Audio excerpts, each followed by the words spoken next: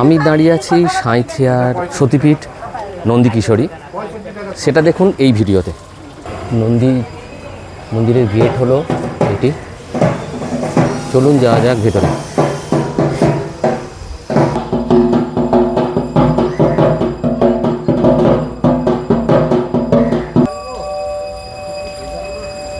এখানে দেবীর কণ্ঠের হার পড়েছিল। এই বটবৃক্ষের প্রকোষ্ঠেই দেবীর অবস্থান। মন্দির চত্বরটি খুব সুন্দর, সামনে যূপকাষ্ঠ, পিছনে দেবী মূর্তি।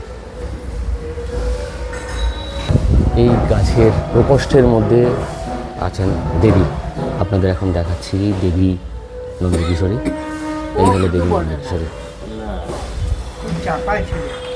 আছে 108টি ঘণ্টা, আছে যাত্রী নিবাসও।